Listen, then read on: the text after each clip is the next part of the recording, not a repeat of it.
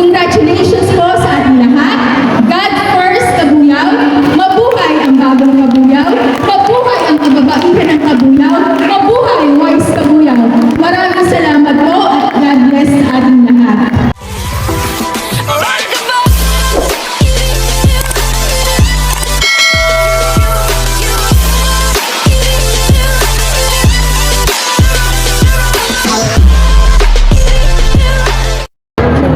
Inaanyayahan po natin si Miss Enali Dalhica from Wise San Isidro Chapter upang magbahagi ng ilang salita na pasasalamat. Let's give her a warm round of applause.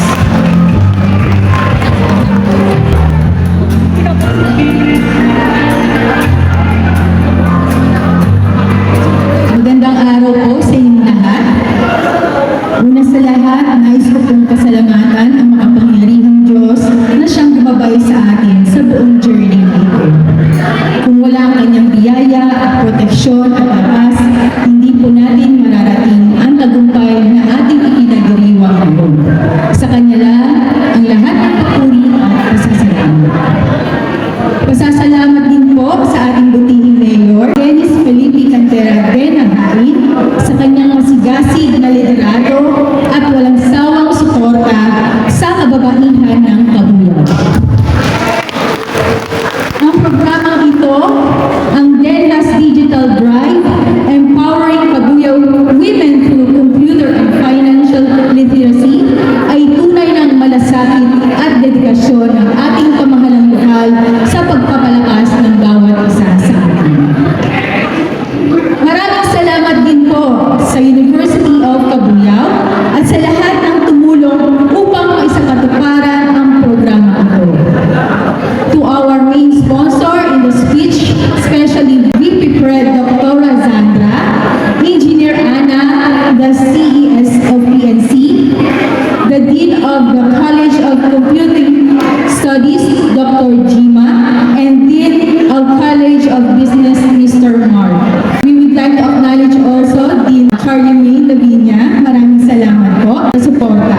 Maraming salamat din po sa ating mga city councilors, sa mga panauhing guro, student volunteers, facilitators, organizers, at sa lahat ng naging bahagi ng tagumpay ng programa ito.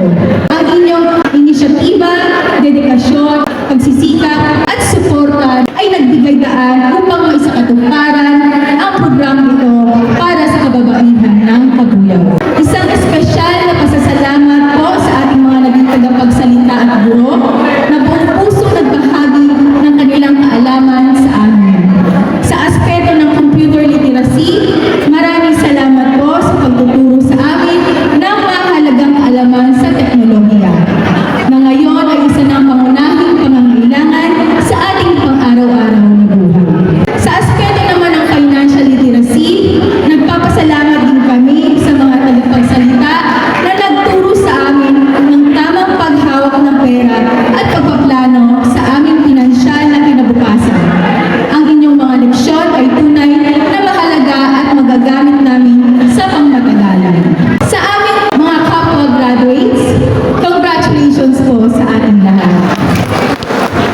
Ang ating pagdalo sa 3 linggo na pagsasanay tuwing linggo ay hindi lamang nagbigay sa atin ng bagong kaalaman, kundi nagpatibay din ang ating pagkakaisa. Kami po ay proud na kabilang sa mga aktibong miyembro ng Women's Initiatives for Sustainability and Empowerment or WISE mula sa 18 barangay ng Kabuyaw City, Laguna.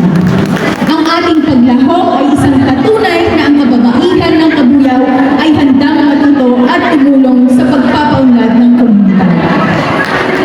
Ang natutunan natin mula sa programang ito ay hindi lamang para sa ating sarili. Gagamitin natin ito upang mas magtagumpay, hindi lamang para sa ating pamilya, kundi para sa ating mga barangay at sa kabuuan ng ating lungsod.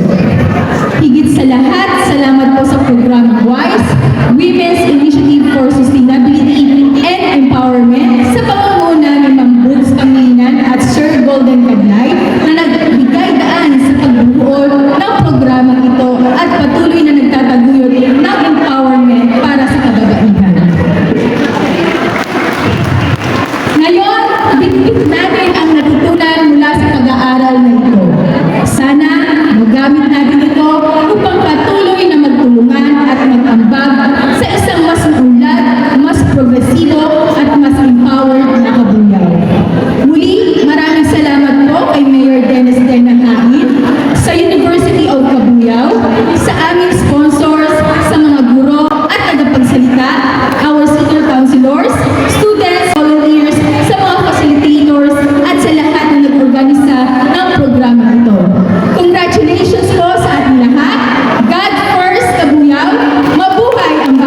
Kabuyao, mabuhay ang kababaihan ng Kabuyao, mabuhay Wise Kabuyao. Maraming salamat po at God bless sa ating lahat. Ako po si Pinipining Renali, yung kontaw ni Ali Belica, ang inyong tagapagsalita mula sa Wise San Isidro, Kabuyao.